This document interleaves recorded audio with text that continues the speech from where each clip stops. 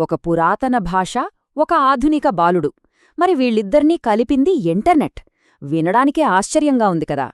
ఇది బుజ్జిపండు అనే ఒక మామూలు అబ్బాయి అసాధారణ ప్రయాణం గురించిన కథ. చూద్దాం ఈ డిజిటల్ యుగంలో మన సంప్రదాయం ఎలాంటి కొత్త రూపు తీసుకుంటుందో. ఇక్కడ మనం చూస్తున్నది ఊరికే ఒక ప్రయాణం కాదు. ఇది తరాల మధ్య, రెండు వేర్వేరు సంస్కృతుల మధ్య, ఇంకా చెప్పాలంటే పాత, కొత్త ప్రపంచాల మధ్య ఒక బ్రిడ్జ్ కట్టే ప్రయత్నం.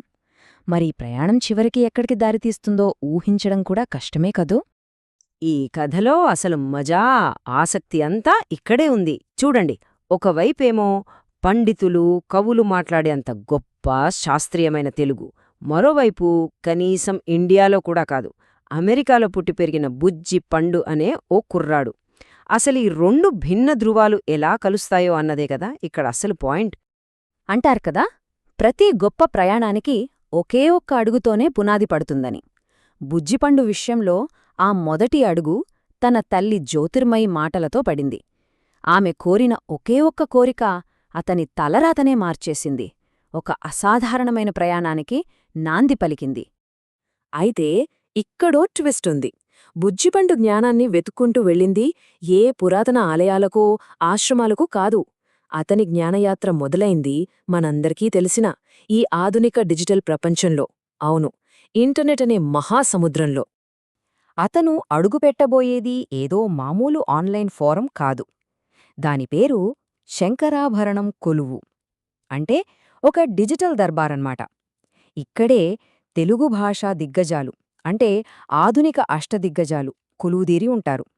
వాళ్ల మధ్య చోటు సంపాదించడమంటే అదొక అగ్నిపరీక్షతో సమానం.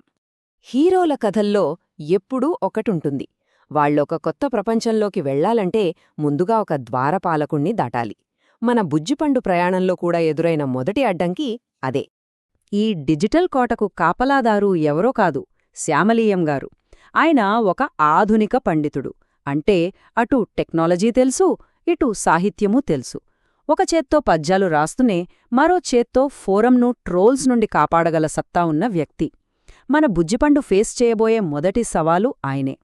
ఆ గంభీరమైన స్వరంతో శ్యామలీయంగారు బుజ్జిపండును ఒక సూటి ప్రశ్న అడిగారు. అది కేవలం ఒక ప్రశ్న కాదు, అదొక పరీక్ష. అతని ధైర్యాన్ని, అతని తెలివిని టెస్ట్ చేయడానికి వేసిన మొదటి అస్త్రం. కాని మన బుజ్జిపండు ఏమాత్రం బెదర్లేదు. అతను భాషతోనే ఆడుకున్నాడు. చూడండి, తెలుగులో నామము అంటే రెండు అర్థాలున్నాయి. ఒకటి పేరు, రెండోది నుదుటిమీద పెట్టుకునే తిరునామం. ఈ రెండింటినీ కలిపి అతను ఇచ్చిన సమాధానం ఆ ద్వారపాలకుడి గంభీరమైన ముఖంలో కూడా ఒక చిరునవ్వును తెప్పించింది. సరే, గేటు అయితే దాటేశాడు. సభలోకి ప్రవేశం దొరికింది. కాని అసలైన పరీక్ష ఇప్పుడే మొదలైంది. బుజ్జిపండు భవిష్యత్తును తేల్చాల్సిందిప్పుడు ఆ పండితుల సభే. అయితే లోపల ఉన్న పండిత నేమానిగారికి ఈ కొత్త మార్పు అంతగా నచ్చినట్టు లేదు. ఆయన గొంతులో సంప్రదాయాన్ని కాపాడాలనే తపన ఉంది. దాంతోపాటు ఇంత చిన్నపిల్లాడు మనతో ఏం మాట్లాడగలడు అనే ఒక రకమైన సందేహం కూడా స్పష్టంగా కనిపిస్తోంది. కాని లక్కాకులవారు మరోలా ఆలోచించారు. ఆయన దృష్టిలో జ్ఞానమనేది ఎక్కడికక్కడా ఆగిపోయే చెరువులాంటిది కాదు, అది నిరంతరం ప్రవహించే నదిలాంటిది. కొత్త తరాలను మనం ఆహ్వానిస్తేనే కదా ఆ జ్ఞానప్రవాహం ముందుకు సాగేది అని ఆయన వాదించారు. ఇక ఈ చర్చలు ముగిసి ఆ పండితులంతా కలిసి ఆ అబ్బాయిని నేరుగా పరీక్షించాలని నిర్ణయించుకున్నారు. దీంతో మన బుజ్జిపండుకి అసలైన అగ్నిపరీక్షలు మొదలయ్యాయి. ఇక్కడ పాత, కొత్త తరాల మధ్య ఉన్న తేడా ఎంత స్పష్టంగా కనిపిస్తోందో కదా. ఒకవైపేమో సంప్రదాయ పండితులు, మరోవైపు టీషర్టు, జీన్సు, హ్యారీపాటర్ కళ్లద్దాలు పెట్టుకుని చేతిలో ల్యాప్టాప్తో నిలబడిన మన బుజ్జిపండు. ఈ సీన్ చూడ్డానికే భలే వింతగా, చాలా ఆసక్తికరంగా ఉంది. మళ్ళీ పండిత నేమణిగారే ముందుకొచ్చారు. సరే, నేర్చుకోడానికే వచ్చావు అంటున్నావు, కాని నీ దగ్గర నోట్బుక్లేవి అని అడిగారు. అంటే బుజ్జిపండు ఎంత సీరియస్గా ఉన్నాడో తెలుసుకోడానికి ఈ ప్రశ్న వేశారన్నమాట. దీనికి బుజ్జిపండు చాలా తెలివిగా, ఆధునికంగా సమాధానమిచ్చాడు. చేతికి ఆభరణంలా ల్యాప్టాప్ ఉండగా ఇక చేతిలో పుస్తకమెందుకు అన్నట్టుగా చెప్పాడు.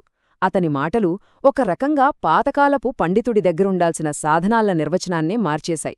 అతని దృష్టిలో కలం కన్నా కీబోర్డ్ గొప్పడి మరి. ఈసారి వంతు పండిత గోలిగారిది. ఆయన బుజ్జి పండో నిజాయితీని, జ్ఞానాన్ని ఒకేసారి పరీక్షించాలనుకున్నారు.